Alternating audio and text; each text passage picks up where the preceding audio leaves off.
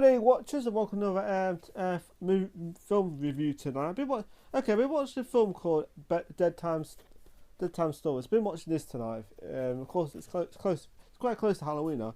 Okay, let's read the back. In the creepy compendium style of Creepshow, 1982, comes Deadtime Stories, 1986, a collection of stories with teeth and torment that are sure to send chills down the spines of views even today. A sleazy and shocking pack of splatter fairy tales. This contemporary spin off the likes of Red Riding Hood has gore aplenty, a sick sense of humour, and enough splatter limbs to make for essential late night viewing. Directed by genre veteran Jeffrey Dorman and packed full of plastic fantastic charms, 88 Films is enthusiastic about keeping you up at night with this solid version of a VHS cult classic. Okay, right. It comes with like more kind of like twisted version of fairy tales. Because at the beginning of this film, right, you see this kid and he wants to be told stories because he says like there's monsters in his like a monster in his bedroom, so he wants to have scary stories to put him to sleep. So then he'll go to sleep, of course. So his dad like tells him some creepy stories. And the first one is about this fisherman who gets like these witches and stuff. Want them to do their bidding, like they want them to do certain things.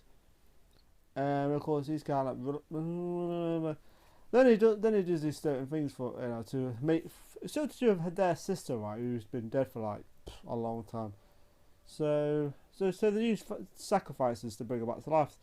And you see this gorgeous attractive chick in it, this gorgeous attractive woman that they want to sacrifice one character, then they try to sacrifice her to bring so they find her, their sister, of course. So they have to sacrifice her using the guy's heart and stuff. They find that you got this like heart right. They put in the dead body of the sister after they find her, and they bring her back to life. And to be honest, the practical effects on this are pretty good. On the first movie, I was quite impressed, especially we actually see their sister being reanimated, coming back to life, like all muscle and stuff like that. It's quite gross actually at the same time. And the woman who's they want to sacrifice is really attractive. I was like, wow, she's beautiful. That's the first story. Then there's another story of like the big bad Red Riding Hood and the big bad wolf. And I like that one too. That's probably my favourite one. And this one, it's like you see his character in it. It's in the story. It's like this girl goes for a prescription and she meets this guy, and this guy's like there too. So then they get like the prescription mixed up, and of course he needs his freaking like his meds to stop him from transforming into the wolf or something, the big bad wolf. Of course, the girl takes his stuff by accident, or something like that. So he goes to her grandma's house, and of course, then stuff happens where he transforms, and the effects in this film are quite good. I was like, some of these effects are pretty good. The transformation effects, they're not like Worth in London kind of quality, but they're still pretty good. That's actually probably the scariest one out of both of them. Really quite good actually. Sorry about the blue face. Got my PS4. I'm like trying to download so.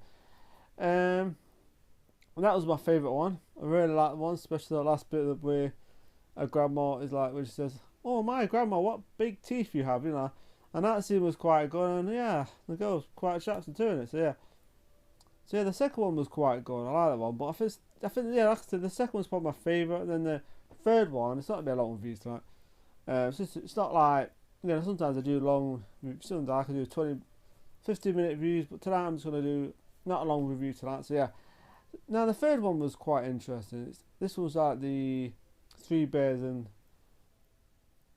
Goldilocks and the Three Bears, of course, and Goldilocks. All I can say is damn, wow. All I can say is wow, especially when she's naked. She's nice. She's very distracting. Now this is quite interesting. This is another twisted story, and at the beginning of the film, you see like these people escape from this crazy place, this crazy hospital, I don't know, and of course then you meet like, of course they go to this house, right, to They live in this house, of course. Goldilocks living there, of course. Like the fairy tale story, of course, but it's more twisted. Now she's got like special powers where she's a killer in this, and she's got these like special powers anyway. She can move things and stuff like that. And she's very attractive, very attractive. I was like, wow. Especially when she's naked in the shower, which I'm not complaining about. I had to go back and see that scene again. I was like, Jesus Christ. I shouldn't be surprised, of course, but yeah.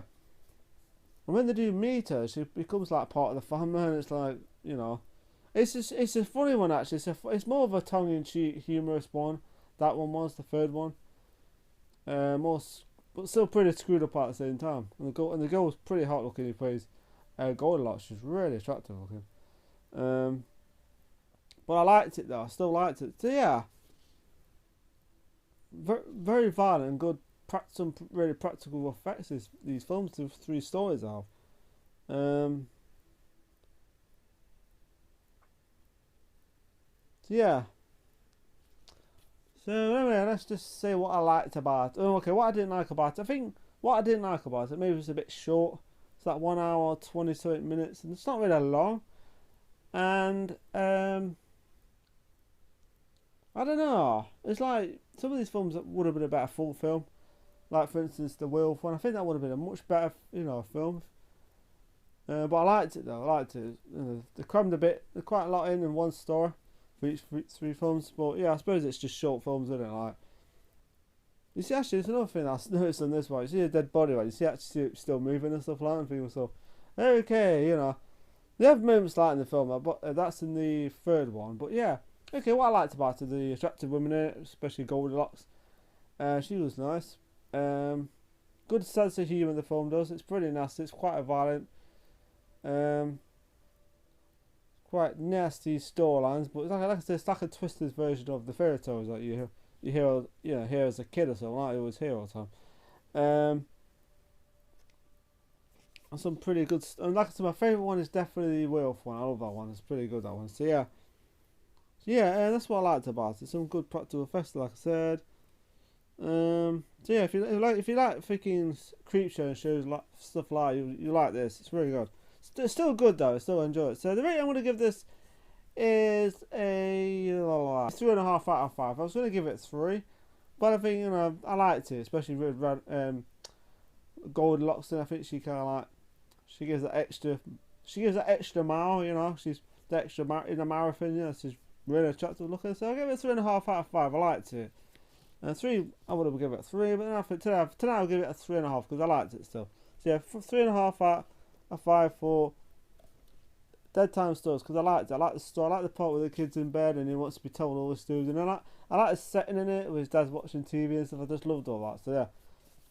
But then Goldilocks has definitely won it from her. She's definitely won it from her. So yeah. So 3.5 out of 5 for Deadtime Stories. So yeah, like I said, it's a good film. It's not like one of my favourite horror films or short stories, but I liked it. So sorry people, this is my review of Deadtime Stories. Remember to subscribe to the channel. Have a nice day, have a nice evening, and remember to enjoy the week, whatever. So and see you later, boy.